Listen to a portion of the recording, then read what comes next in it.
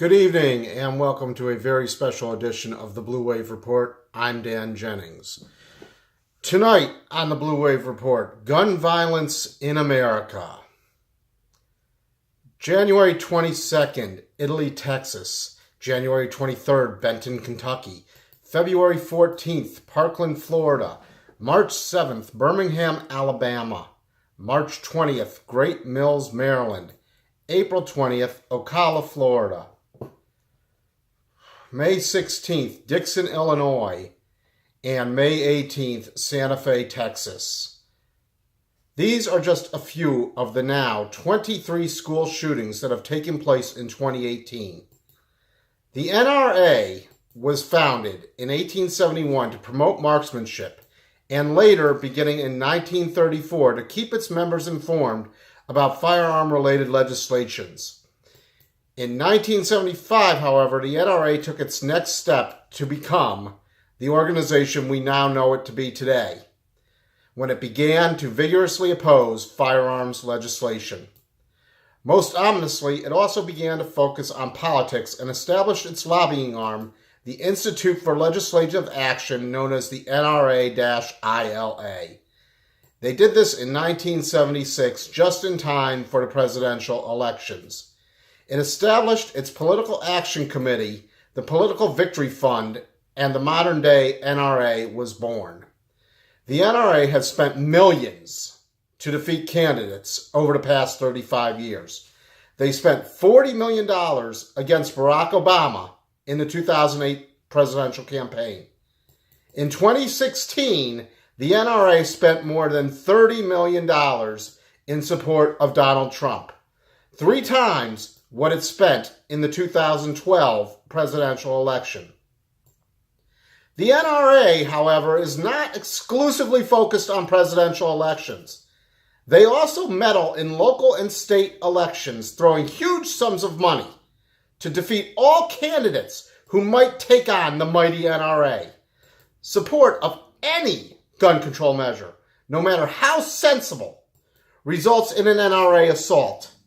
Colorado state senators Morse and Guerin, who helped pass expanded background checks and ammunition magazine capacity limits after the Aurora, Colorado, and Sandy Hook, Connecticut shootings, went down to defeat at the ballot box when the NRA spent over $360,000 on a recall campaign. Now, people, there's statistical proof that shows that gun violence in our country is exponentially worse than in most other countries. Students in the United States are 57, let that sink in, 57 times more likely to be shot than their counterparts in the other 6 members of the G7 combined. Gun deaths overall in the United States are over 350% higher than the other 6 G7 countries combined. This also holds true at the state levels. A study from the Children's National Health System in Washington, D.C. recently concluded that the median mortality rate for states with universal background checks for all gun sales was 33% less than those states that do not require these checks. And when you factor in background checks on ammunition purchases, this number actually moves to 60% less mortality rates. And yet, the NRA would have you believe that the issue is anything other than guns. Oh, they use slogans such as guns don't kill people, people kill people, while conveniently leaving out the part about the gun being the instrument used in the killing. They say that the only thing that stops a bad guy with a gun is a good guy with a gun. Yet very rarely do we hear about a good guy stopping a bad guy.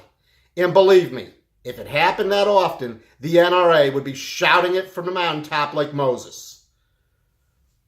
The fact is that you are much more likely to have an innocent killed in the crossfire by a good guy or a grandmother in Minnesota unload on shoplifters at a Home Depot than to actually stop a shooter. They want to arm school teachers, yet they don't mention a teacher in Georgia that recently snapped and fired off a gun in his classroom. The kindergarten teacher who left their gun in a school bathroom for any child to find. Nor do they mention that 73% of the teachers who have been polled say they do not support the idea of arming teachers. The NRA loves to rile up gun rights advocates who scream about the right to bear arms, while conveniently leaving out the part about that right being well regulated. Every 4 years, they'll yell that the Democratic candidate is the most vehement anti-gun candidate ever, and that the Democrats are going to come for your guns. Yet, as the right likes to point out in their arguments about DACA, President Obama had a Democratic Congress for 2 years, and yet not one gun confiscation law was put forward by that administration. Not one. They like to say that any attempt at regulation is an assault on your rights. Yet 90% of Americans want stricter laws, such as universal background checks. 90%. They like to say that laws such as an assault weapon ban would have no effect. Yet in 1994, when such a ban was implemented, deaths due to mass shootings in this country fell by 43%. And then, when the ban was lifted by the GOP, there was almost an immediate increase of 200%. Did mental illness in the country somehow double overnight?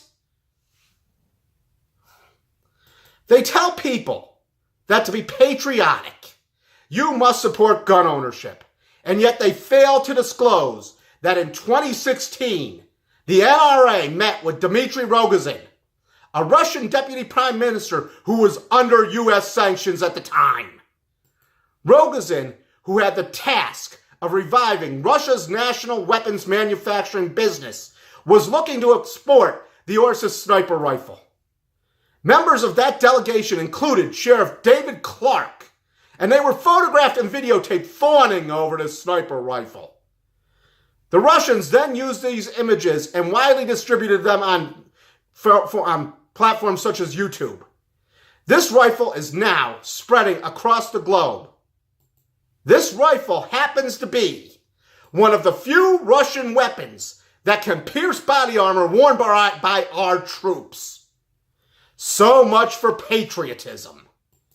It's all about gun sales. Days after the Parkland shootings, the president chose to stage a photo op on live TV. Remember that one? The one in the White House where he taunted congressmen for being afraid of the NRA? Yet only weeks later, he stood on the stage at the NRA convention where coincidentally, guns are not allowed. And don't let them try to fool you and tell you it was because the president and the vice presidents were there. Guns have never been allowed on the convention floor at the NRA. If guns made people safer, why are they not allowed on their convention floor? Ask them that. And he proceeded to say that he would always be there for the NRA. I guess $30 million can make you pretty much scared of the NRA. Isn't that right, Mr. Trump? Now we have people such as the Lieutenant Governor of Texas, Dan Patrick, blaming the shootings in Santa Fe on everything from building layout to video games.